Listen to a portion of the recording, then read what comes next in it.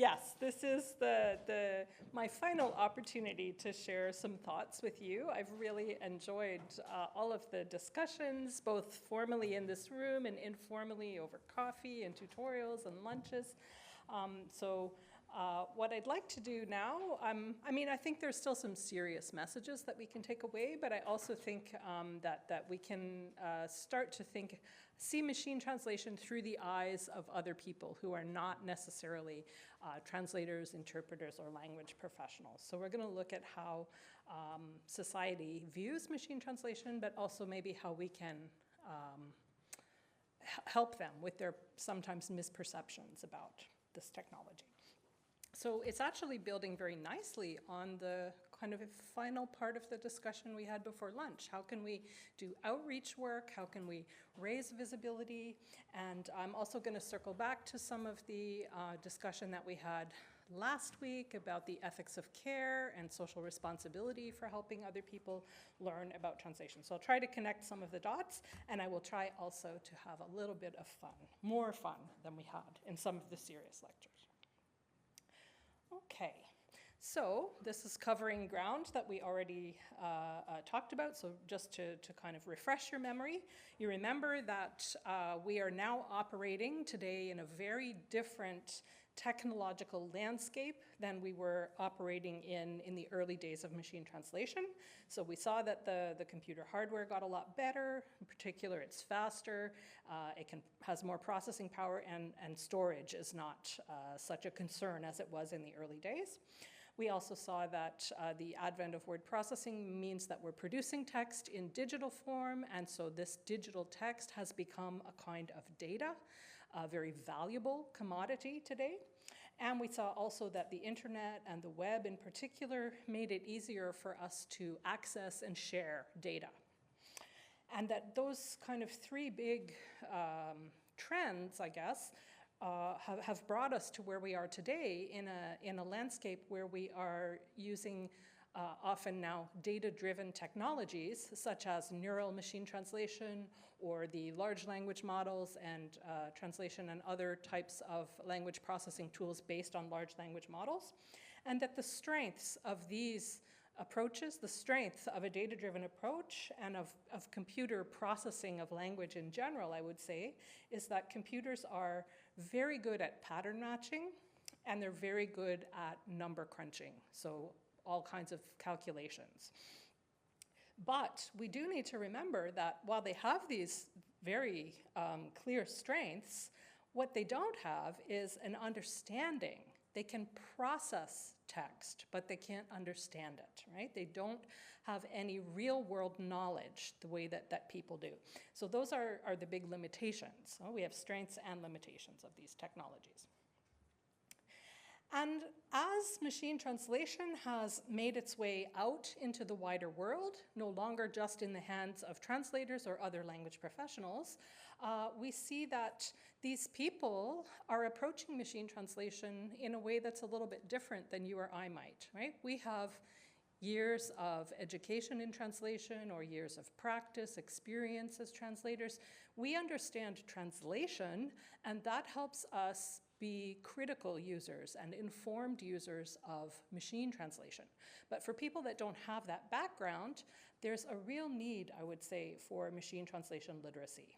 And it started, I would say, when neural machine translation came out, because the quality of neural machine translation, while not perfect, was much better, significantly better than the quality of statistical and rule-based approaches to machine translation. So neural machine translation emerged at the very end of 2016. By 2017, it was pretty much adopted by all of the free online tools. So Google Translate, for example, switched to neural machine translation in 2017. DeepL Translator appeared in 2017 using neural machine translation. So that was when we sort of saw the first wave, I would say, of interest in using these tools because the quality was decent, right? It was viable for many purposes, not for all, but in a way that the previous generations of machine translation hadn't been. So this kind of started, we started to see a kind of percolation of the use of machine translation into other sectors of society outside the language industries. So that was kind of the first wave. And then, of course, in 2022, that was when OpenAI released ChatGPT. And this kind of was an even bigger wave of interest in using data-driven language tools, including using these large language models for translation. So now we are in a situation where I think it would be hard to find anyone who hasn't heard of ChatGPT or maybe even experimented a little bit with it. So we are definitely now in a world where people need to understand a little bit more about how these tools work in order to use them in a responsible way. So this idea of machine translation literacy, well, I kind of see it as a kind of combination of some other types of literacies that you're probably already familiar with. It kind of brings together aspects of information literacy, right? How do we evaluate in this age of misinformation and disinformation? How do we evaluate, truth, veracity of things? It brings together digital literacy, of course, because it's using a technology. AI literacy, which is a particular type of technology. So we're starting to hear more about that, about how we really need to understand not everything, but certain key aspects of AI. And of course, one of the biggest, and I think probably one of the most important for us to understand and to help others understand is how data interact with these tools. So we really, I think, have a need for data literacy. And so elements of all of those things kind of come together now in what we might describe as machine translation literacy.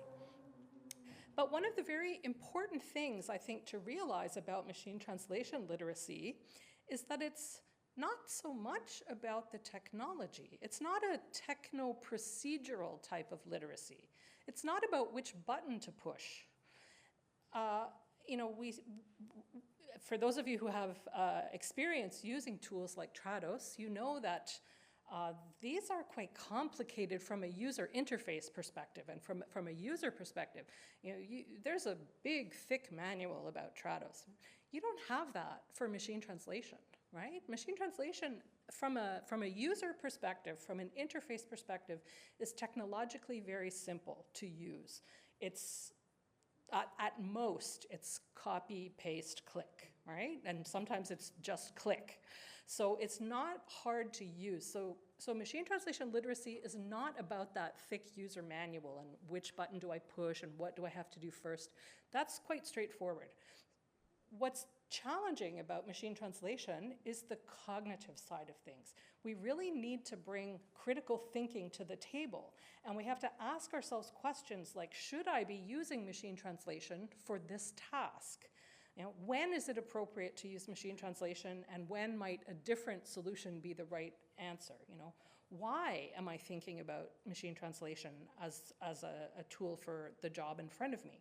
So it's not the how-to, but it's the W questions that are really important, I think, in machine translation literacy. And the goal, of course, is to help ourselves and others become informed users and responsible users of the tool. So nobody, I think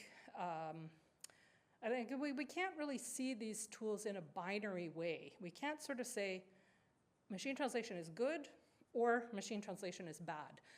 Sometimes the popular media kind of have that binary presentation of machine translation. But I think we need to bring a lot more of a nuanced view to it. Machine translation will be good in some cases and a poor choice in others. And that's where we really need to kind of get into the details a little bit and identify these good use cases and less good use cases.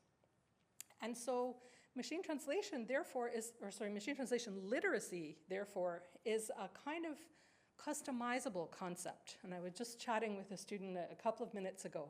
It's a little bit challenging to come up with a really generic list of criteria that are important for machine translation literacy, because it really could depend on what you're using machine translation for.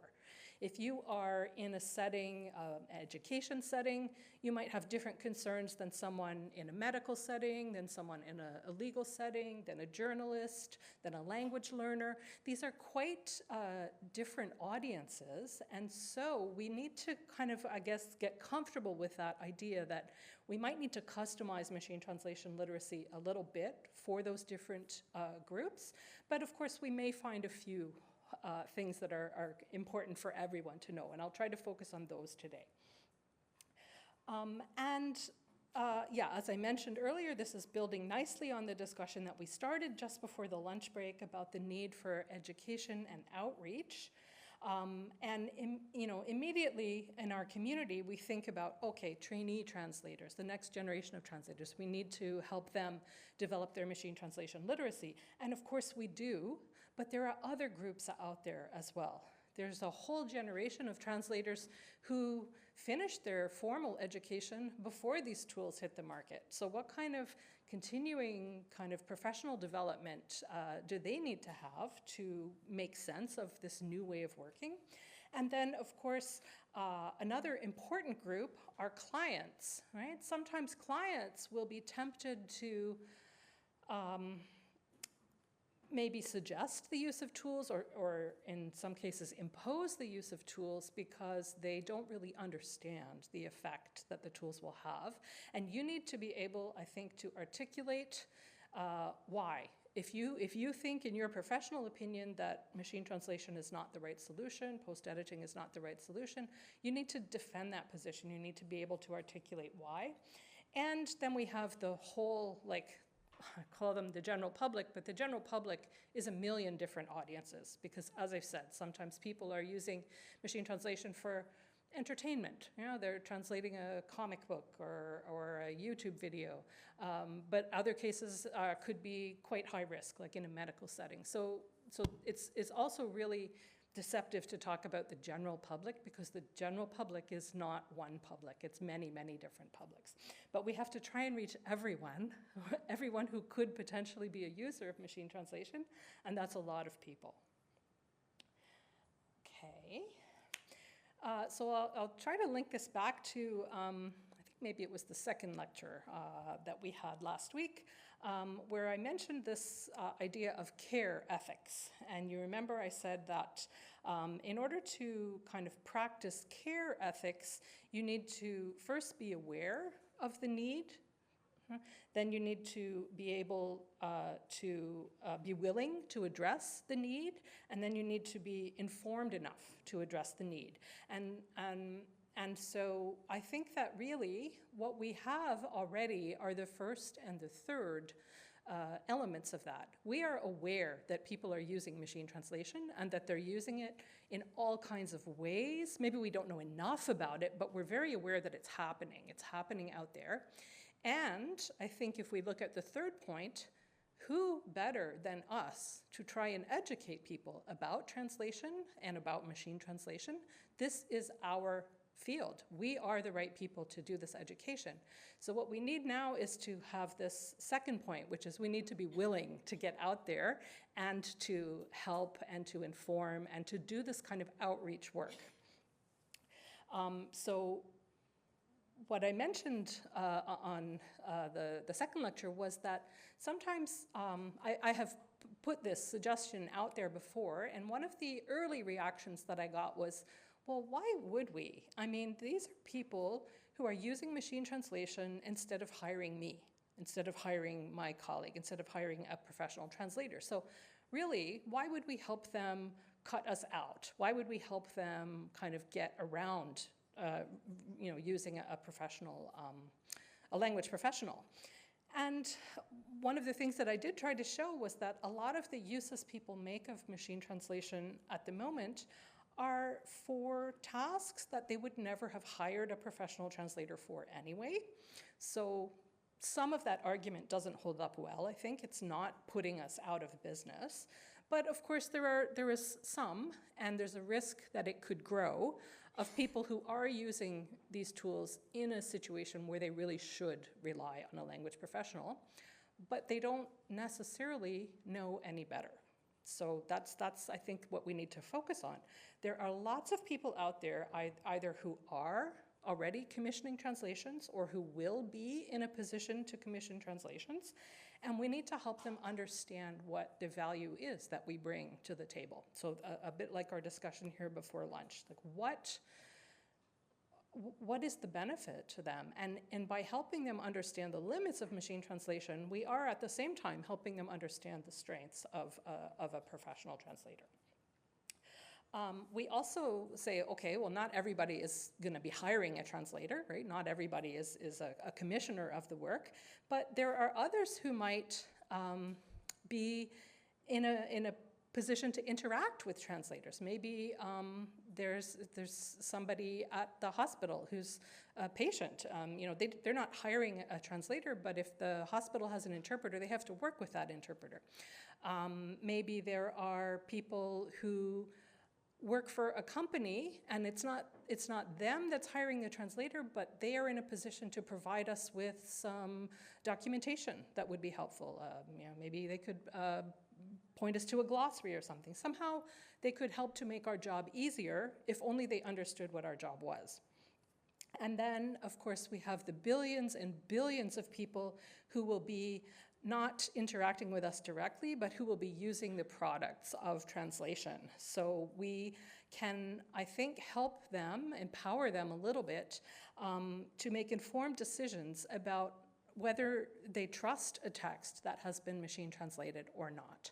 So this, of course, entails transparency about the method that was used to produce the text, but if it is clear that it's a machine translation, what kind of signal does that send to someone? Should they really make a decision on the basis of this text? Do they need to take the time to double check the information in the text? So really just helping them, again, to understand the risks. A lot of this is about risk assessment.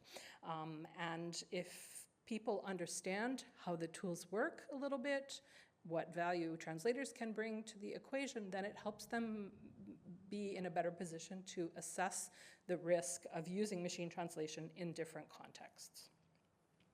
So I think that really, for me, I mean, you don't have to share my opinion, but I really do feel that as a group, we have something of a social responsibility to help get the word out there, because we're the people who know.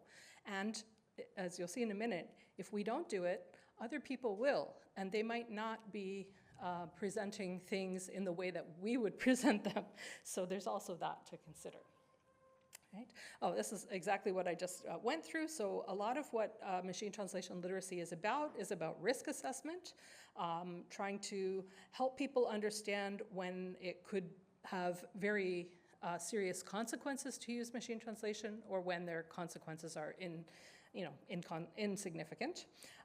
We want them to be informed users, so to know what the good use cases are and what the poor use cases are. We want them to be aware of things like privacy and confidentiality, and we've had some students working on this very topic, so that's encouraging that we're going to start to know more about how this works. Transparency is another important piece of the equation. Clearly labeling translations for end users.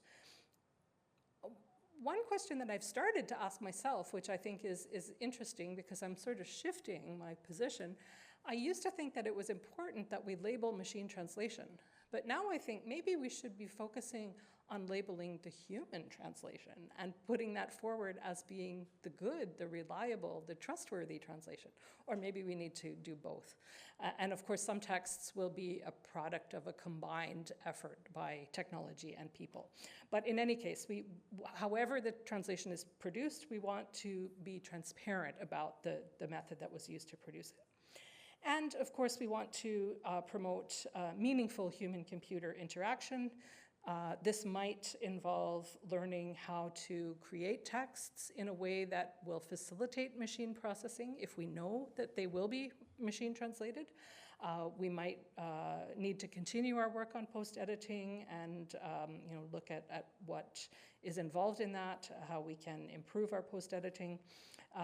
We also can think about how different tools can be combined and in what order it makes sense to combine them. And I mentioned this, I think, last week as well, that these tools can do more than translate. Some of these tools can summarize, paraphrase, They can answer questions. And so how are we going to structure the workflow almost if we want to combine these tools? And does it make sense to combine them in a certain order? And we really don't know. There's a lot of work to be done there on developing that. And also looking at iterative and integrated interactions. So we hear this term a lot, human in the loop. Maybe we should invert it and talk about machine in the loop, because that would put us at the center of the process. But where do we integrate ourselves? Where do we integrate tools? Where do we integrate various tools together? And I think that there's a lot to be explored there, but all of these things are part of machine translation literacy. So we can work on developing our knowledge there. So if we're going to, if you accept my proposition that we should be, exercising some social responsibility, we should be talking to other people about machine translation, not just ourselves. Of course, we do have to talk to ourselves, but beyond that. How are we going to do it? And I think that we are all quite used to what is sometimes described as scientific communication. This is what we're doing right now. This is what conferences are about. This is what publishing in a journal in your field is about. It's sort of expert to expert communication.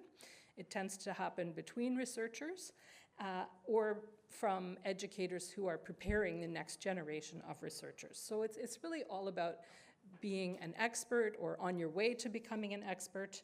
And so this is scientific communication. I'm really mad at the terminologists who chose these terms because they're too easy to confuse. But then there's also something called science communication, or we might better describe it as research communication, because we're talking, it's not only about science, it's about all types of research.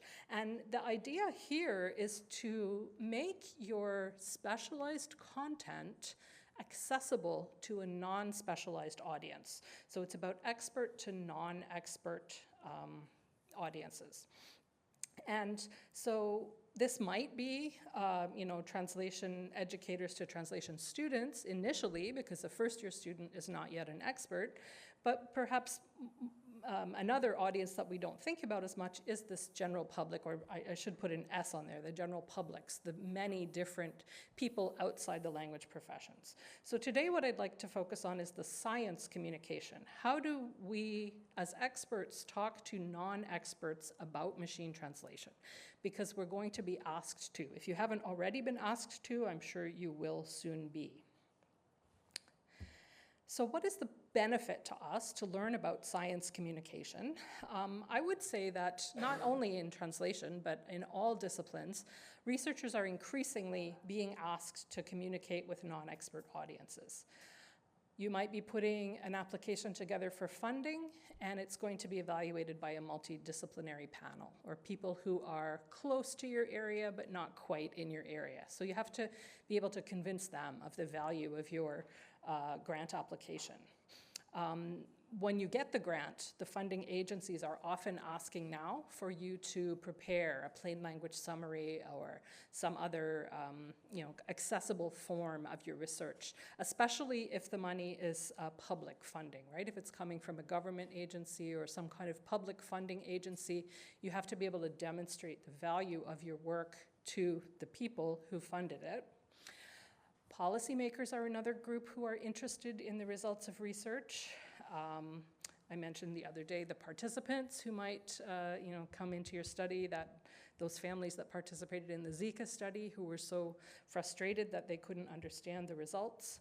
And then again, just society at large are more interested than we might think in what we're doing here. Yeah?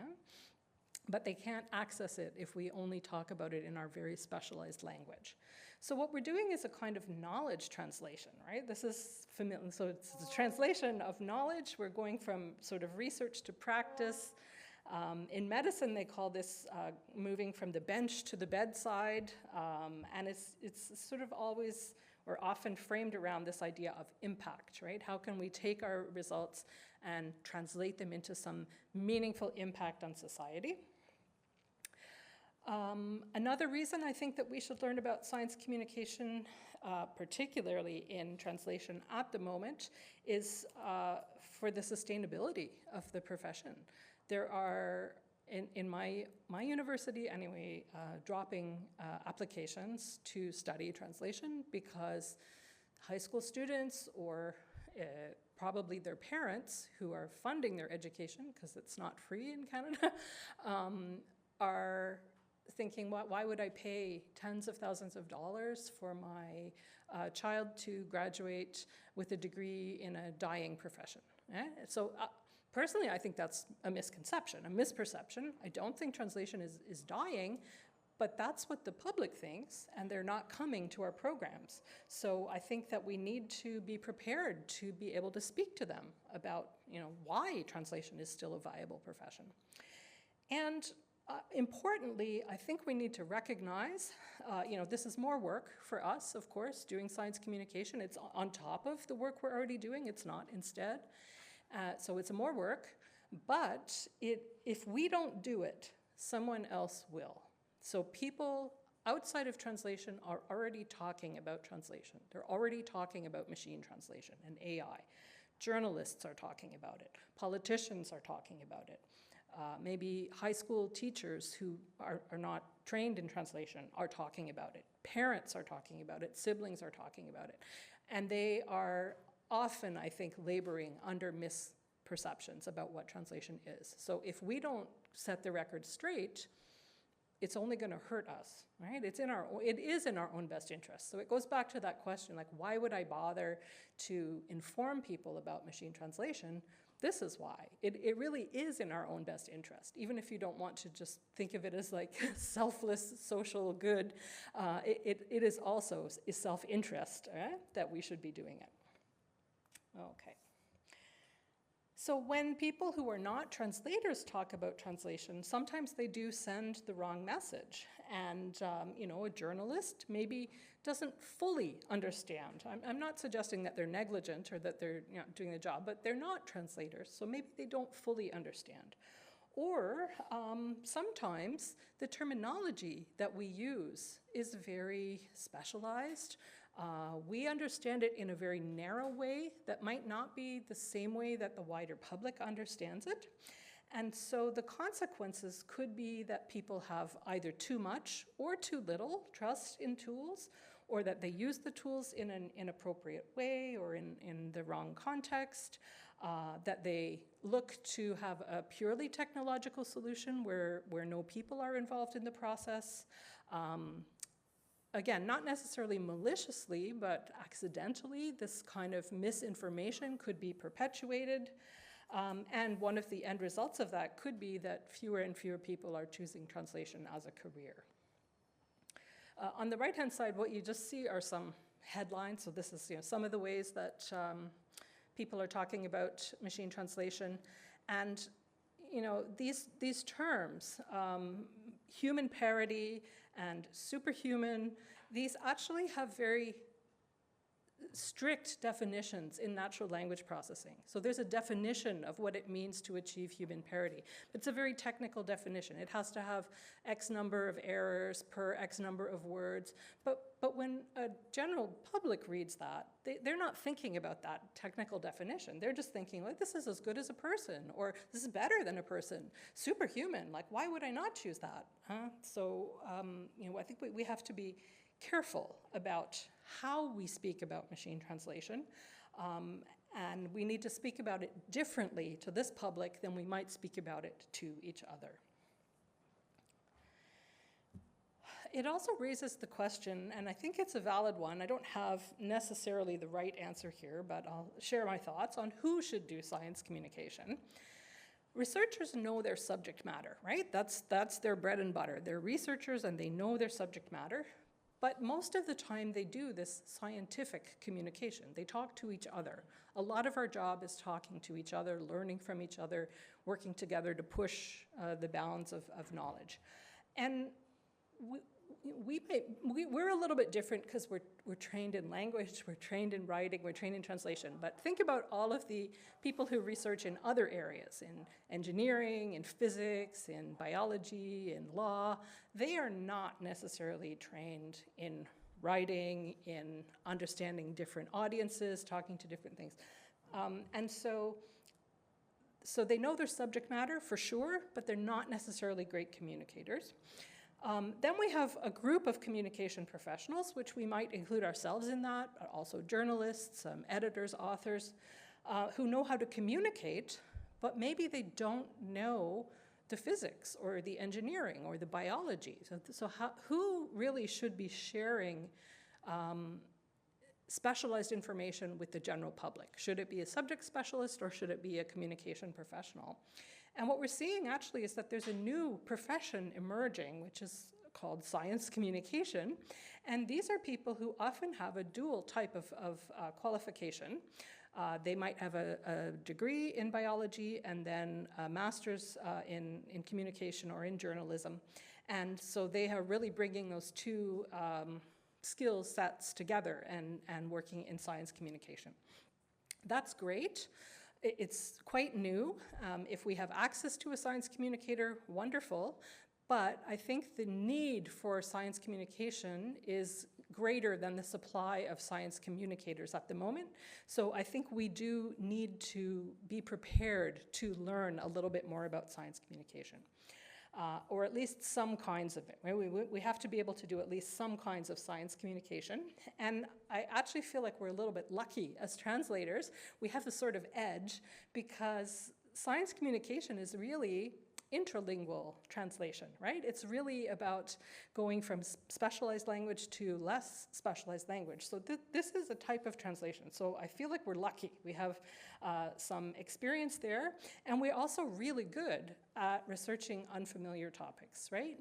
So this conversation about who should do science communication has taken place in our field. Who should do legal translation? Should it be a lawyer who knows a bit about language, or should it be a linguist who's willing to research the law? So this is a familiar discussion to us, and I think that we are comfortable with the idea of researching relatively unfamiliar topics and, looking at intralingual translation as a form of translation. What could science communication look like? These are just a few examples. We might have to produce a policy brief or an executive summary for a business audience. We've seen an increasing interest in popularized science, so these types of Scientific American sort of publications.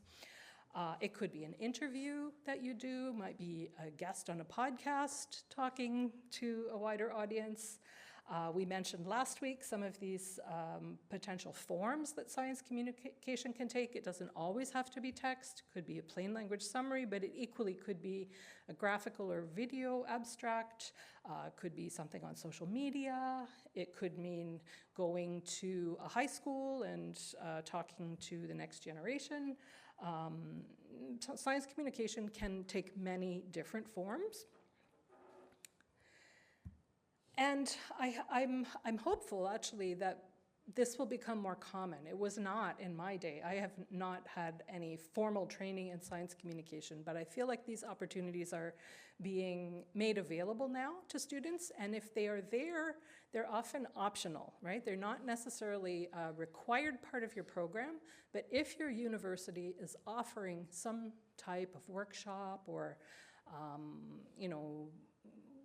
half-a-day training or something like that in science communication, I would encourage you to take it because you really will use those skills.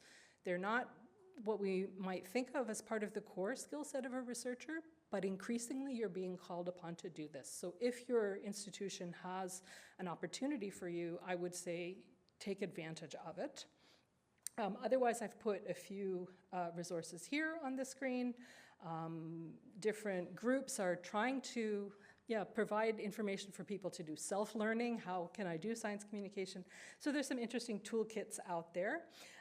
And if you're not fortunate enough that your institution offers this training, you might find some of these toolkits useful. But I really would say that if you haven't been doing it already, there is an expectation that you should do more of this in the future.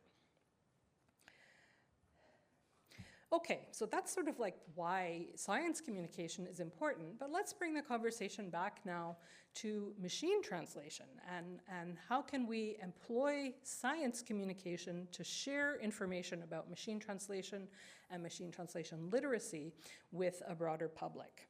So now I'm actually going to be hopefully giving you some ideas for how you might leave this summer school and do outreach about machine translation, because I think that more and more we will be asked to do that, right? So I guess the first thing we want to ask ourselves is, what do most people, so not translators, but most people, what do they need to know about machine translation? And if you've done any reading at all, or even been at a conference, you've probably heard terminology being tossed around, like transformers, artificial neural networks, vector space models, word embeddings, attention.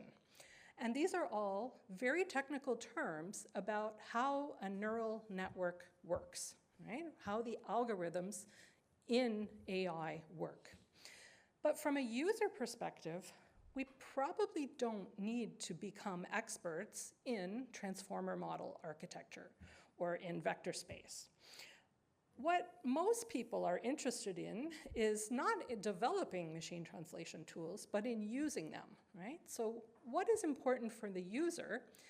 Yes, we can understand some tech basics, but I would say really basics are enough because we want to understand the strengths and the limits of the processing techniques, but really what's important for us is the data. It's this data-driven piece that I think is, firstly, I think it is the most important piece, but also I think it's the piece that people can relate to if we explain it properly. People also want to understand about use cases. When should I use these tools? And what are the risks if I use it for this purpose or for that purpose? They want to understand a little bit about human-computer interaction. Can I modify my behavior in some way, my writing style, or kind of the order in which I use tools, in order to get better quality output, right? And so those are the things that users are interested in, but outreach means that we have to be able to talk about them in an accessible way. So let's think about how we might discuss machine translation with people outside of this room. And it's not by talking about transformers or vectors or word embeddings. I think we can try to find something that people can relate to. We talked about the peril of viewing data as a natural resource, and I don't like that analogy, but I do think it could be helpful to describe data as a type of fuel. Right? Just like if you are somebody who drives a car, you don't need to understand all of the details of how your car engine works. Okay? You don't need to know if it's a Wankel rotary engine or a V8 inline piston-driven engine. You probably don't need to know that. Okay? But you do need to know that if there's no gas in your car, it's not going anywhere. That's a user thing, right? We need to know that we have to put fuel in a car. And we also have to put the right fuel in the car, right? If it's an electric car, you don't put gasoline in it, right? If it's a diesel engine, you don't put gasoline in it. So we have to know a little bit, but it's not so much about what's under the hood, it's about how we use it, okay? So I think that considering data as fuel can be a helpful metaphor for people to understand one of these critical pieces of machine translation, of data-driven machine translation. Oh yeah, and we talked about, but be careful. So metaphors and analogies are helpful in science communication. We have to try and make this very specialized concept relatable to people. So a metaphor can be a good way of doing that, but be careful with the one that you choose. And I think what is important for us to understand is not the transformer architecture, but the concept of machine learning. How do these tools work? How do they learn? What is the data used for? And if we try to break down machine learning, there's basically 4 main steps for machine learning. And machine learning is at the heart of all of these generative AI tools. So whether the tool is generating images, whether it's generating text, whether it's translating text, all of these generative AI tools use machine learning, and machine learning rests on data. So if we break machine learning down, I mean, this is a little bit oversimplified, but the essentials are 4 main steps. The first thing is that we need to identify a task for our AI tool. AI can't just do anything, right? It can't just do any old thing. It actually needs to be trained to do a specific task. So the first thing that we do when we're designing an AI tool is we decide what task it's going to do.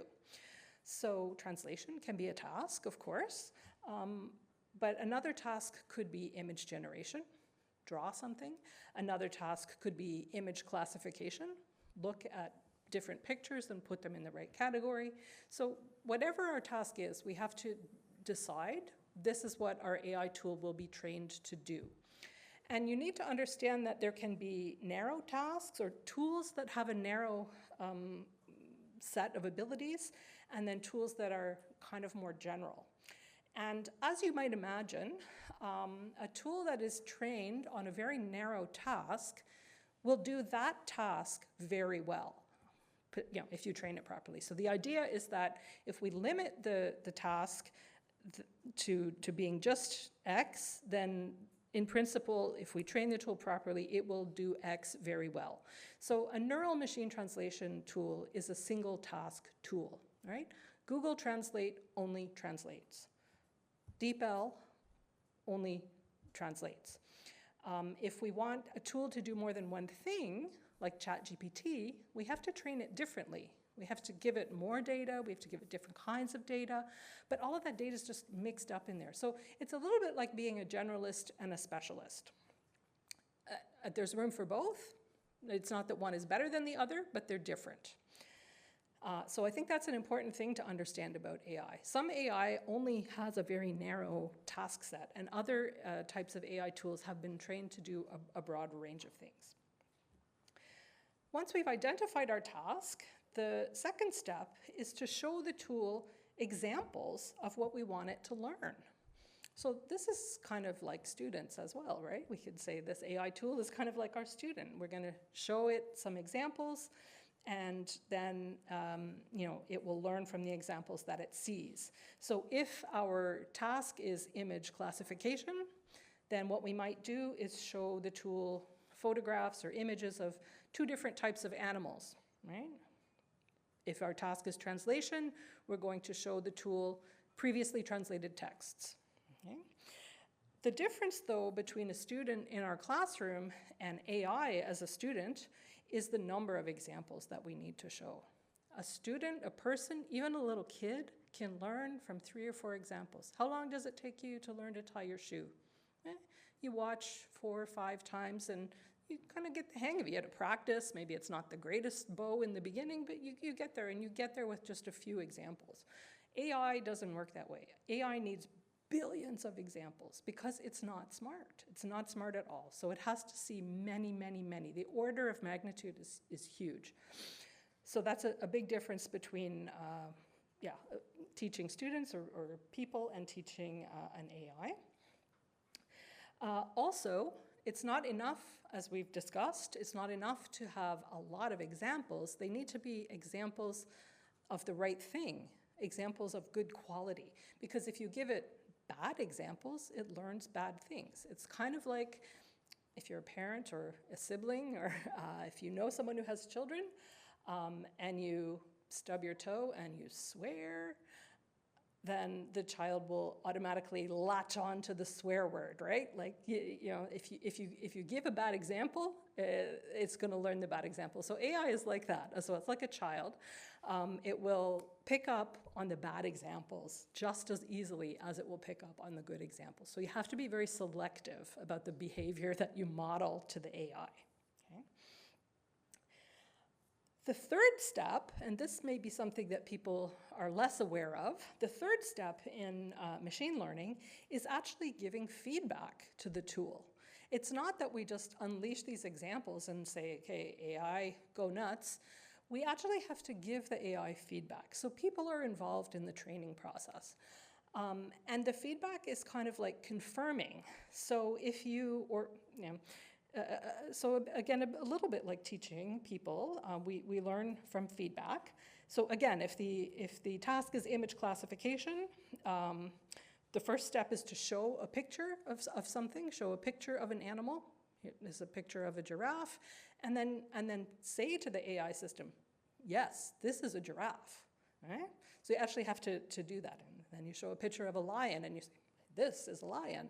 And then another picture of a lion. This is a lion. This is also a lion. Here's another lion. This is a lion, 1 billion times. And it's that confirmation process is really important in the machine learning. And then, after you have shown it the examples, you've confirmed, given feedback, now you have to test your system. You're going to test it just like a student to see what it learned. And so the testing is done with a new set of data, right? So not testing on the data that you trained it with, but testing it on new data. AI is not smart, remember? So prepare to be surprised by some of the things that AI learns. Okay. So let's try this first of all. Here's the fun part. This is going to be fun. You pretend that you're an AI tool, okay? You're going to be trained. So you're an AI tool. Your task is image generation. This is your training data. Okay? Now imagine that 1 billion times. Okay? So your task is that you're going to draw a picture. You're going to draw a picture of a banana. This is your training data. Okay? I'm confirming to you, I'm the banana expert, and I'm confirming to you that these are bananas. Okay? So you've had your training, you've had my feedback, these are bananas, you know your task. Ready? This is the test. Right? Draw a banana. Right? If you don't have something to draw with, imagine a banana. Right? I'm not expecting Rubens quality here. I'm only expecting quick drawing of a banana, 3-second banana. Okay? But look at your prompt very carefully. Draw a banana. Okay, you have your banana. Here's my banana.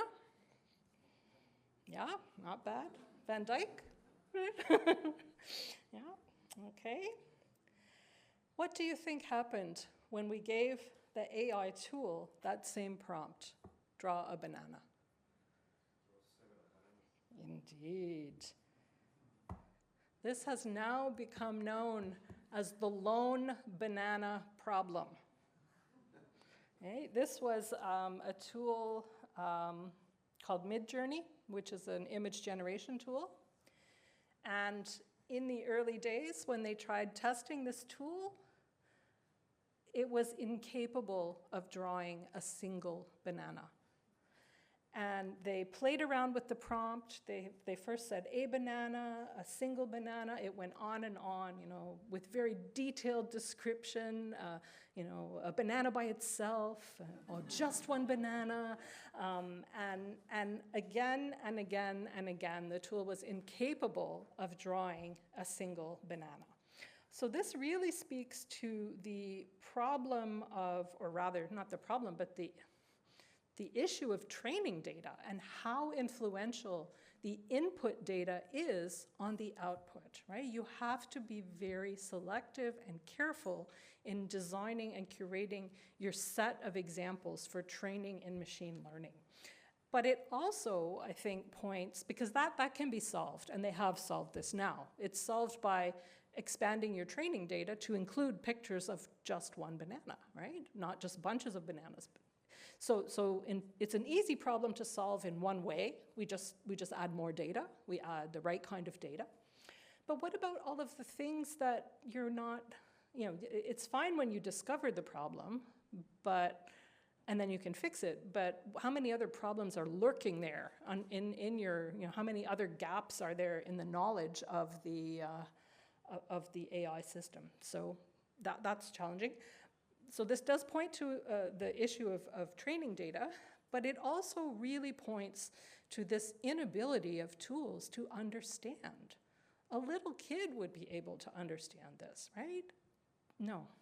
So it didn't matter how many different prompts they gave. The computer doesn't understand what single means. It really doesn't have that semantic knowledge. So this is another important takeaway. So the data, yes, but also the lack of understanding. Yeah, and this is a write-up of the person who did this experiment, and now it's now known as the lone banana problem. And so even though we're not talking about translation, I still think this example helps you to explain a little bit about what's happening. This is something people can relate to.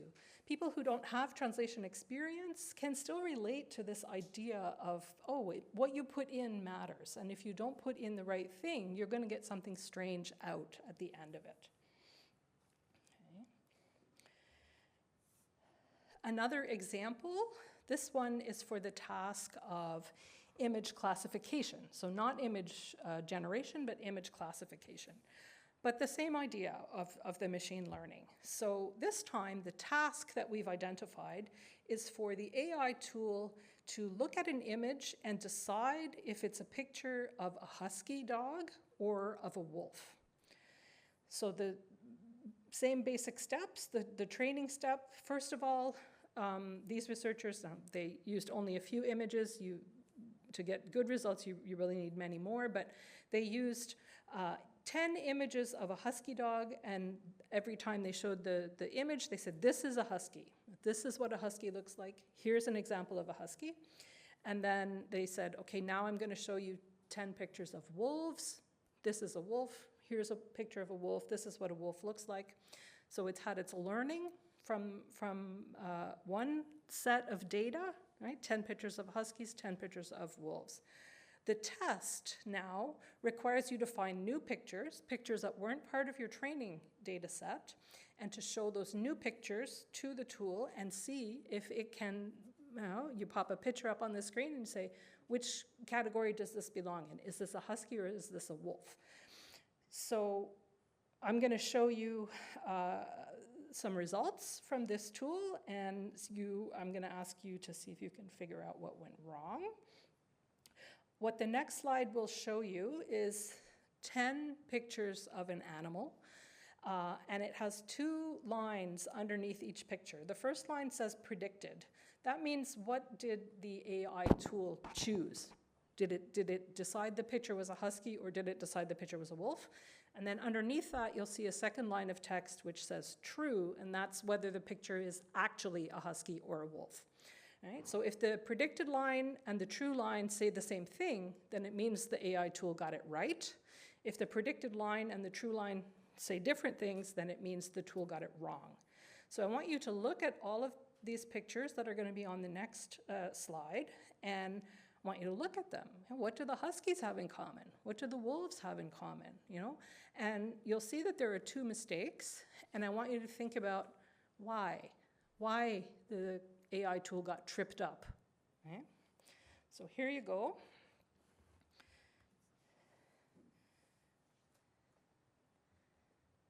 And the mistakes are the ones with the red arrows.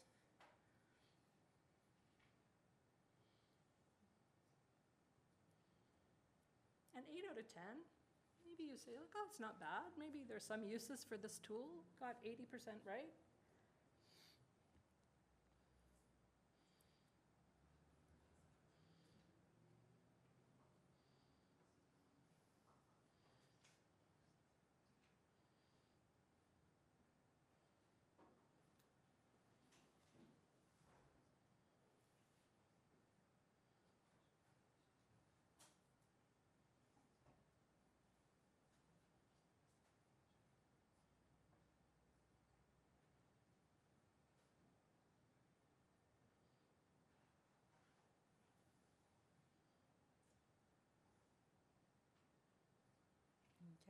Anybody want to take a guess? You want to venture what it is about the two with the red arrow that it got wrong? The huskies normally looking at the camera. Okay. Good effort, but no. But that's reasonable, yeah. Yes. What the developers created, they set out to create a husky wolf classification tool, and what they actually created was a snow detector. Okay? The decision, when they went back and they really investigated and studied and did more testing, and what they discovered was that the tool was looking for a pattern, right? That's all these tools do, they look for patterns. But it wasn't even looking at the animal at all. It was looking at the background. So if we go back, you see that if there's snow, that's when it's a wolf, and if there's no snow, that's when it's a husky for the tool, right? So these tools are great at pattern detection, but they might not be looking for the right patterns. And this is where I said, it's a little bit of a black box. It's a mystery why they're making their decisions. A person would never use that criteria to distinguish between a husky and a wolf. So it is a pattern. It did spot the pattern, but it spotted the wrong pattern. So this is another important lesson that I think we can share with people.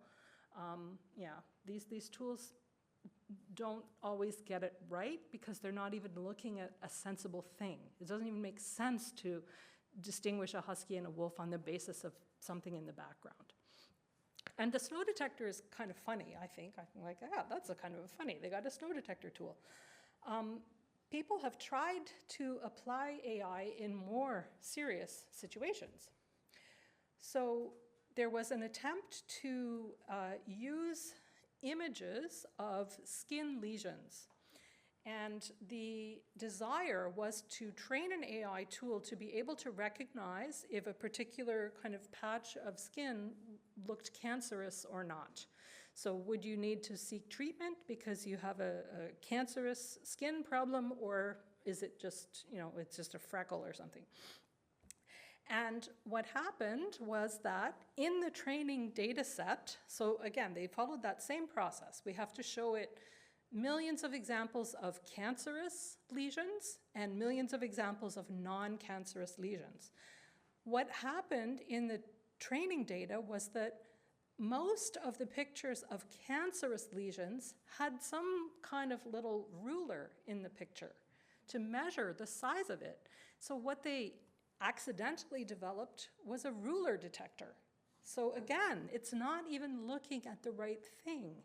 And of course, the snow detector is funny, but the cancer detector is that's not so funny when you're trusting that to AI, right? So again, I think it can lead to a nice discussion about consequences. Sometimes we want to use machine translation for snow detection, right? Translating a manga comic for fun, that's fine. If it gets it wrong, the consequences are not so serious. But if we're using machine translation for something health-related, then it's really important to get it right because the consequences could be so dramatic. And this is not the only example. They did a similar thing with lung x-rays. They wanted to see if the AI could distinguish between an x-ray of the lungs of a patient who had pneumonia versus the lungs of a patient who had COVID-19. And what happened, unfortunately, was that the training data set of all of the patients who had pneumonia were children. And all of the patients, or the majority of patients who had COVID-19 were adults. So it became like a child detector, right? So again, it's looking for patterns, but it's not necessarily looking for things that we would consider logical. Oh yeah, so here's the example. So it was pediatric x-rays and adult patient x-rays. And of course, the pattern was not based on the pneumonia or the COVID-19 at all. So again, I think just it speaks to this idea of there are some risky situations, and this is this type of discussion and using these types of examples that are not necessarily about translation are very relatable for people. I think people can grasp quite quickly, snow detector versus cancer detector and that kind of thing. So I think it can be a useful way, even though we want to talk about translation, just to talk about data, first of all. And here's the final example. This is meant to show you what happens when you imitate a pattern, but you don't really understand a text. So this is, again, this idea that we can process text without understanding text in AI. This is an AI tool that was trained using 30,000 recipes, okay? And then, after looking at 30,000 recipes, the AI tool was asked to generate a new recipe. So it's looked at 30,000 examples of viable recipes and then asked to generate its own. If you look at the recipe that it has generated, just like looking on the surface, stylistically, this kind of resembles a recipe, right? It has a list of ingredients. It has some instructions about how to put ingredients together. It tells you how many people can enjoy this delicious recipe. It has a lot of the superficial properties of a recipe. But of course, it is, well, not only nonsense, it's disgusting. I mean, really, you wouldn't want to eat this. And it shows on a number of levels this lack of understanding. Not only is it putting weird ingredients together, it's putting them in very strange proportions, like we would instinctively know that the proportions are wrong. It's putting things that we would not really consider to be edible, like heavy water, is concerning there. We also know that you can't cut water, right? Like there's just so many nonsensical, illogical things here that you wouldn't need to tell a person, but you do need to, tell AI, or you can't tell AI is maybe a better way of saying it.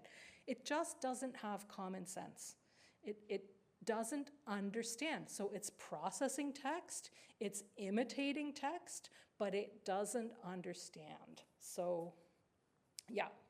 This is a lovely website. If you're interested in more examples, this is science communication at its best. This website, AI Weirdness, sorry, there's a little slide number in before that, but it's aiweirdness.com by Janelle Shane, and she is my go-to person now for explaining AI. It's just a lovely website. She updates it quite regularly. She has so many great examples. Yeah, she asked AI to come up with names of ice cream flavors, to come up with names for heavy metal bands, and it was just quite entertaining, quite funny what the AI does. So this, I think, is a way of connecting with people even before we have to start getting into the details of translation. I think these are good examples to share about how AI works or doesn't work.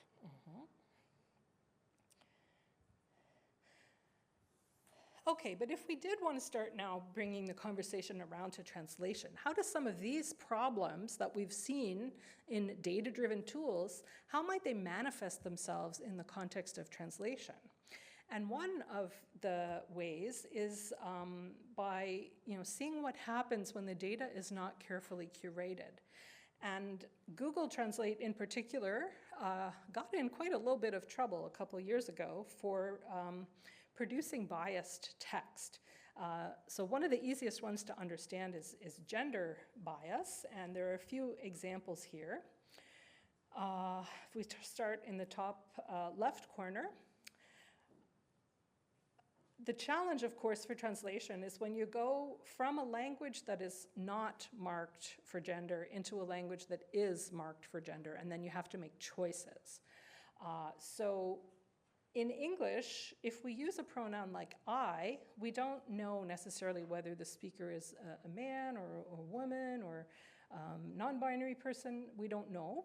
And so we don't have to make our adjectives agree with our nouns in English. But when we translate into a language like French, we have to make a choice. We have to choose a grammatical masculine or the grammatical feminine. And so this is a really interesting example because it has chosen the masculine based on nothing, right? Based on no indication in the text. It has chosen the masculine for the first two examples, and it has chosen the feminine for the final example. So it's I am beautiful is in the masculine form, I am intelligent is in the masculine form, and I am beautiful but not very intelligent is coming up in the feminine form. So what is it using to make its decisions? Well, it's a data-driven tool. So somewhere in the data in Google, there are more examples of men being intelligent and women being beautiful but not intelligent. This is coming from the data. So it's not an algorithm problem. It's not a tool problem. It's a data problem. And so this, again, and we might say that the data problem can be traced back to a societal problem, perhaps, of stereotypes. Sometimes, again, if we move down to the bottom example, again, sometimes we end up just with nonsense, right? If we start from the English and say the politician is a woman, we end up with a Spanish translation that says the politician in its masculine form is a woman, right? It doesn't make sense. And the opposite, if we say the nurse is a man, we end up with nurse in its feminine form is a man. It doesn't make sense. Why? Because the tool doesn't understand anything. It's reproducing patterns from the data.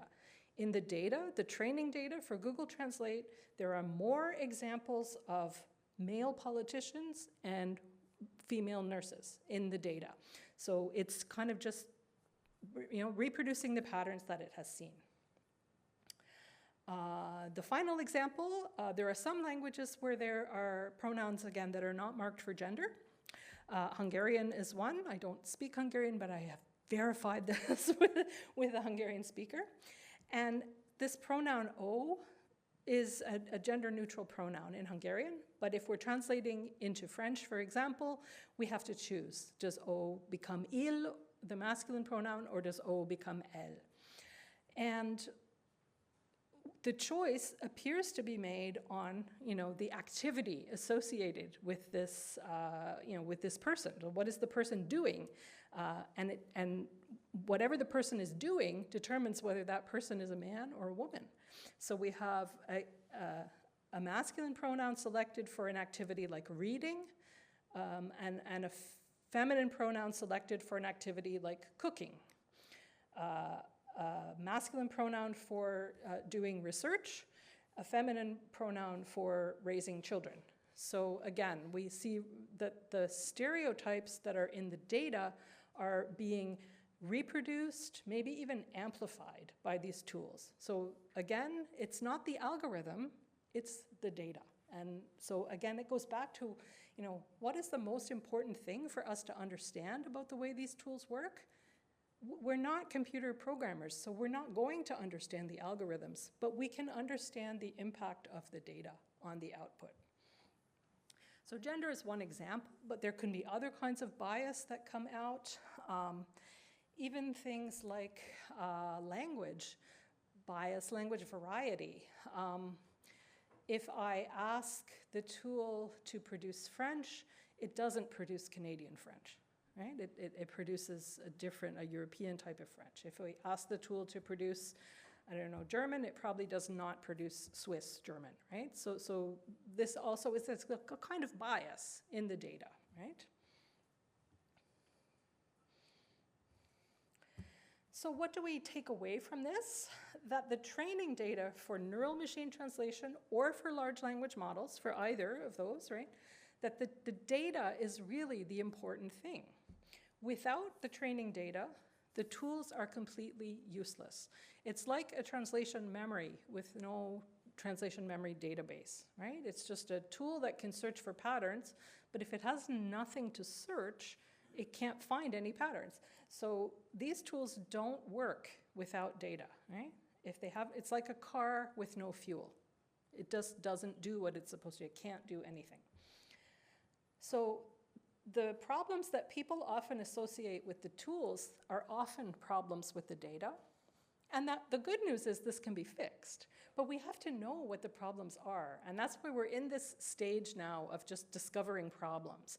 Once we discover the problem, we can adapt the training data to fix it.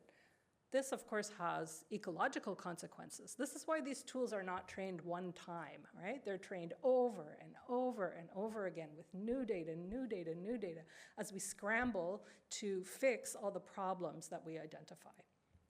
So you might have noticed that now Google Translate, after this horrific kind of output, now Google Translate tends to give you options, right? It tends to give you the masculine and the feminine option. Of course, it doesn't do a good job with non-binary language yet, because that is probably not well represented in the training data, right? Some of the solutions that we're finding that include maybe new pronouns or using, I know in Spanish you can put an X at the end of the word, or the singular they in English. If these examples are not well represented in the training data, they won't come out, and that's why the tool is still choosing between masculine and feminine and not necessarily acknowledging other genders. People are working on this, and it takes time, and it means that we need to have enough data. So again, we need to use those pronouns in real life if we want them to be reflected in the training data of these systems. Okay, so the problem is not always the tool, but maybe the data. I would say the problem is more often the data. And so this, I would say, is like a key thing to remember. Any type of tool that's data-driven, whether it's image generation, image classification, translation, writing, anything that's data-driven is sensitive to the training data. If you don't put the right data in, like you don't put one banana, right? You don't get one banana, right? So it's like you have to put into it what you get out of it. Which is why the creativity of these tools is limited, I would say, as well, right? They are only reproducing patterns that they have seen before. Some patterns may be more common than others. Some patterns may be new to you or to me. It's like this game show, I guess, where you, is it Who Wants to Be a Millionaire? Do you have that one here? Where you can answer the question yourself, but you also have these lifelines. And one of the lifelines is to ask the audience, right? And it's based on this idea of the wisdom of the crowd. The collectively, our knowledge is more than any one single person has. So sometimes what we might perceive as the tool being creative could just be because that's the pattern that we haven't seen before, right? But maybe someone else has seen that pattern before. You know that the pattern is in there somewhere, right? It doesn't make things up genuinely. It does not actually make things up. It's reproducing patterns, but some patterns may not be familiar to us. So they have this perception that they're creative. Okay, so what we need for neural machine translation then is a bilingual parallel corpus. We know that it needs to be big, right? We talk about big data. I think big data is not a sufficient term anymore to describe the scale that's needed for these tools. It's really much bigger than big, a huge amount of data, but it's not enough to have big quality. We really need it to be well curated. So for translation, what does this mean? It means we need high quality translations produced by professional people, right? If we're taking machine translation output and feeding that back in to the training data, that's what I call that cycle of mediocrity, right? We're only teaching it crummy things, right? So it's like teaching the kid to swear or teaching the kid, how to make only basic food dishes and not gourmet food, right? This is like we're only, it's going to learn from the examples that we give it. We have to think not only about language, but about language variety. We're starting to see machine translation tools now giving the option of choosing some language varieties. But again, think about that. It's great that Brazilian Portuguese is there. I am delighted to see Brazilian Portuguese, but I'm still not seeing Cape Verdean Portuguese. I'm still not seeing, Angolan Portuguese. So it's great to see the varieties, but maybe remember that the varieties we're seeing are the big varieties still, not the smaller varieties. And as translators, of course, we know that it's not just about language, right? It could also include domain. Right? Are the medical texts in there? Are the legal texts in there? What about text type? We want to make sure that our data is non-biased, and bias can come in so many different forms. So really, a lot depends on what we put into these tools, and the more careful we can be, the better. But of course, these selective choosing only high-quality things, only non-biased things, is not so compatible with having billions and billions of examples. So that's the situation we're in right now. Right now, we are still ruled or governed by the volume, and we are not able to pay enough attention to the quality. And this is an important understanding for people, because I think then it informs our decision-making. As I said, it's not fair to say machine translation is good or machine translation is bad. Machine translation might be very good for widely spoken languages like Spanish and English, in a newspaper domain, because those are very plentiful. But the very same tool could be terrible when you're translating between two low resource languages in a very specialized domain. So understanding this about data, how hard it is to get some kinds of data, how plentiful other types of data are, this really helps us to understand that it might be fine to use machine translation between widely spoken languages and in a situation where we know the domain is well represented or the text type is well represented, but it would be a terrible choice to use it in another situation between less widely used languages. So this is really part of this critical thinking that we need to bring to a decision as to whether or not to use machine translation. And often it's the same tool, right? So you can't even say DeepL is good or bad, or Google Translate is good or bad, because the data set is different for each of those languages and language combinations and subject fields. So I think that we have to really emphasize this understanding of data, because it's so closely tied to risk assessment. And that's, to me, what machine translation literacy often boils down to, is risk assessment. Does it make sense to use the tool now, here, for this text?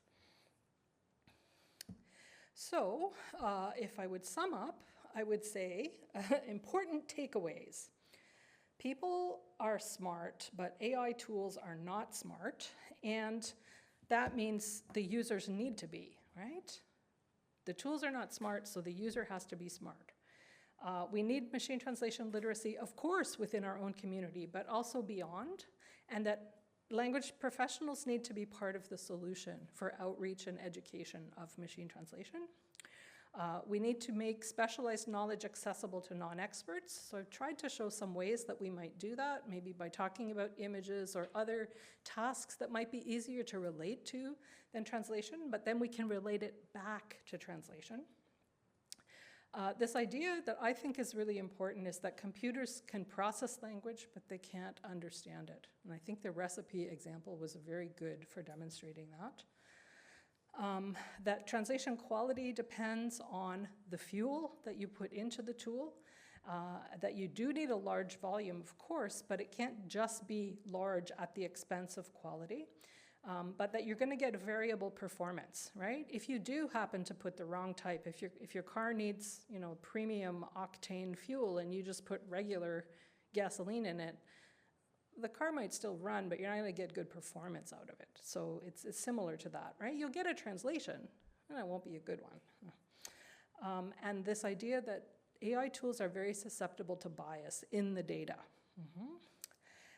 And so deciding on whether or not to use a tool is really a lot of it about risk assessment, which means understanding that the same tool will perform differently in different languages on different subjects.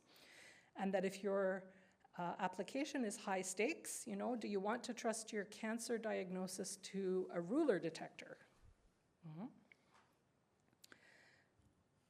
If you want more resources, there are some out there now becoming more available. So there is, the first two are both open access. There's a book called Machine Translation for Everyone, which came out of a European project, which is about helping, again, people who are not necessarily translators to understand translation. So it's a collective volume. As I have started to work on machine translation literacy, I kind of discovered that actually we need translation literacy, right? Even before we need machine translation literacy. So that kind of fed into the production of the second article there. I've written a book which is trying to explain translation to non-translators. So there is a chapter on machine translation, but there's also a lot just about translation itself. That is also in open access. The third one I haven't even read yet, so I'm taking a risk putting it up here, but I know Regina, and I'm pretty sure that it's going to be good. She has written a book in America, North America. There's a series which is called the For Dummies series, and I don't know if it's taken off here as well in Europe, but yeah, it's basically like 101, right? Explaining something. So she's written one called Becoming a Translator, which literally just came out this month. And then I've also got a few other resources on the website for the Machine Translation Literacy Project. I've tried to create some infographics. There's some games there, things that might engage people of different levels. You know, some of them are like for school students, some of them are for adults. Everything on the site is open access. I'm really, really pleased to say that the infographics are now available in 10, 11 different languages. So hopefully they will be more widely useful. If you ever develop any of your own resources and you would like me to link them from the page, I'm very happy to do that. I think we do need to share our efforts here because it is going to take a group effort to get out there and reach a lot of people. And a lot of people need to be reached because a lot of people are using machine translation. Okay. Good.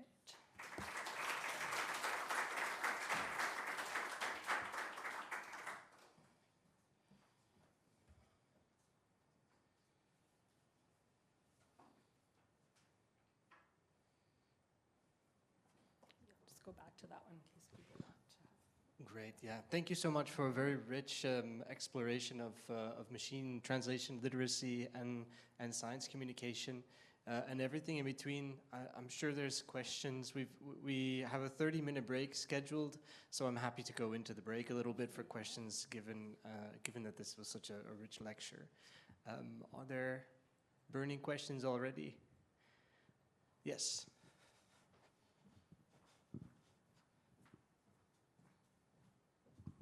Thank you very much, Lynn, for that excellent talk. You were talking about curating the data and going into all of the things that we need to check, like the types, if we could perhaps go back to that.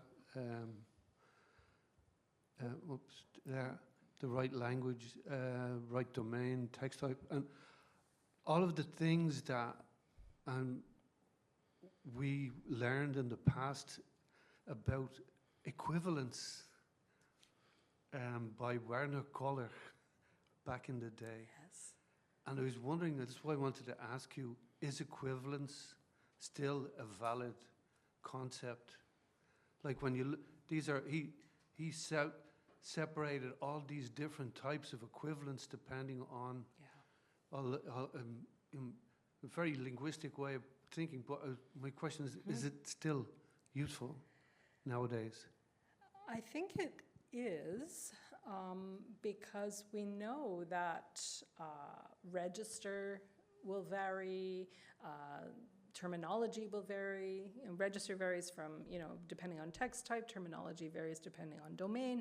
I think it's all still relevant because these tools have no other way of making connections, right?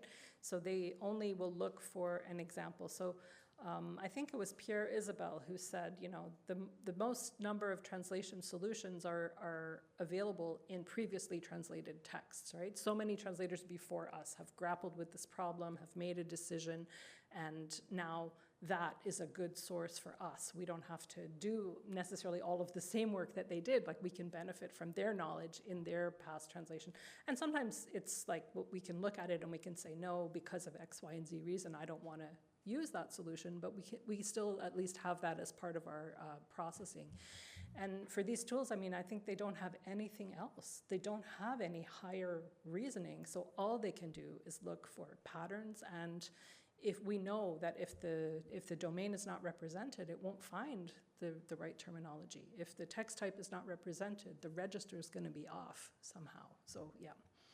And when we talk about, you know, the need for curation, at the moment it's not happening. These tools are, the data is not being well curated. But this is something that the next generation of language professionals are really well suited to do. They understand these things, right? They understand the need to speak to different audiences, that domain matters, that text type matters. So I really think that there will be some people who in the past might have worked as translators are now going to be working as data curation experts. I feel like this is a new profession developing, and you know, people with a translator background or translator mindset are really well suited to this job of data curation, because they think about these things, about audience, about, you know, kind of finding the right register, finding the right domain. Yeah. Yeah. So when we say the language profession is changing, it is changing, but it's not going away. Right? There's a need still for people with our knowledge. Yeah.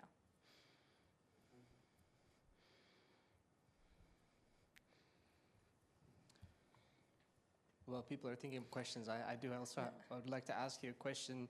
Recently, our university required instructors to address AI in the first class, and to set clear boundaries and expectations about the use of AI in a translation workshop, for example. Have you heard of other, I mean, that would be one of the things where for anyone, but especially for me, this is a personal question for me, I would be curious to see how other colleagues are dealing with that demand from an institutional perspective. You know, we have to do it. What are, I mean, your last slide with the summing up comments, those are all, I think, really important points to convey to beginning students who are, as you mentioned, non-experts in the first instance. But how would you go about that challenge from your institution that says, please front everything that you do in your class with a clear statement on AI and the use in the classroom? I mean, again, I would say that a lot of it is down to risk assessment, right? If you are a student and you want to use AI, maybe you'll get a C, because that's kind of what AI can do right now. It's a C level. If you're happy with a C, okay. Well, I'm not sure why you're registered in the course, but if you're happy with a C, that's probably what you'll get. If you want an A, maybe don't stop at AI. Right? Doesn't mean you can't use it, but don't stop there. You know? You can do better than AI. You know what a banana is. Right? So I think that, like, that is the message for me. I also would encourage transparency about it. If you use AI, that's fine, but you have to tell me not just that you used it, but how you used it, and why you used it, and where you used it. So you use it just for this sentence? Okay. Did you use it for your whole text? Okay. And I still get to give you a grade. And if you used it for your whole text and I think you could have done better, maybe you'll get a C. Yeah. Okay, thank you. Yeah. So it's for them too, it's about risk assessment, right? Yeah. But also I think all of those things, not just that you used it, but how you used it, why you used it, where you used it. And if you can justify it, if you can show me that, yeah, you used it and then you improved it, that's a good thing. It can be a helpful heuristic, obviously, when used wisely. Yeah. Okay.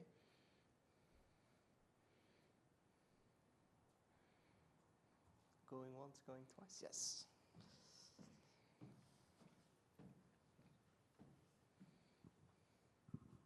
Thank you, Lynn, for the lecture. It was really interesting. I wanted to ask a question about the science communication part of it. You mentioned that there is increasing demand for expert advice on machine translation in our case.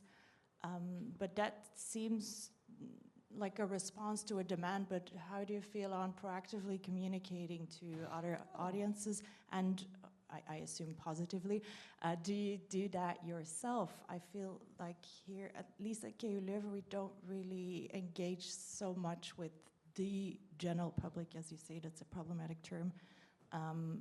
But at Ghent University, for example, they have the like nice online tools, for example, a test where you can sort of guess whether a translation was done by AI or not, that kind of thing.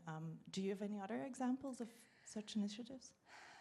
Ghent is a lovely one, and I mean, don't forget that we don't all need to reinvent the wheel. We can point our own students to the examples that are out there. So you can point to things at Ghent, even if you didn't invent them, right? Yes, I think that, again, I see associations as having some responsibility here.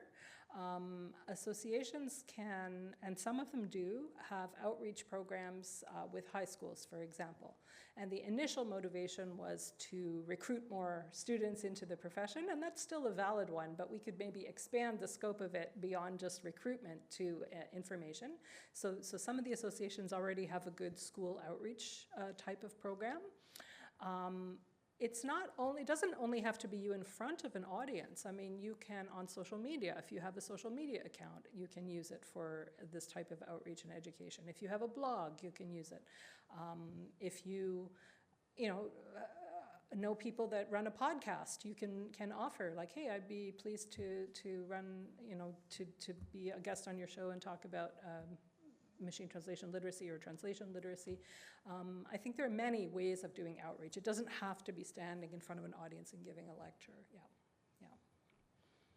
You can translate the infographics into another language.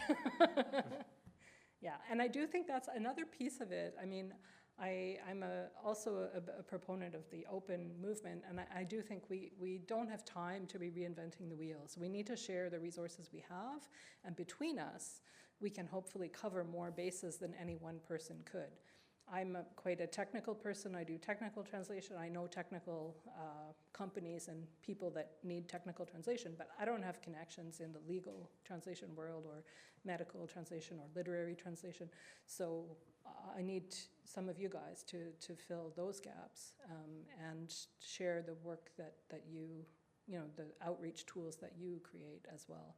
And then we can reach more people. Okay, thank you very much. But it is more work, I will say. Like, it's more work.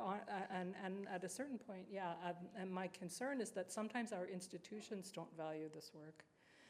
And I don't have the answer to that other than to say that needs to change as well. Because it takes time and it takes skill. This is also skilled work. It's a different skill, but it's still skilled work. So we have to somehow, as at the moment you're at entry-level positions, but as you become vice deans and deans and rectors, remember that this is valuable work, because we are our own professional associations, but we are also our own academic institutions, right? So we just have to remember when we get into those positions what it was like to be at the bottom, doing it all. I think we'll make a note for next year's CETRA that we'll have a science communication workshop built into the curriculum. Yeah.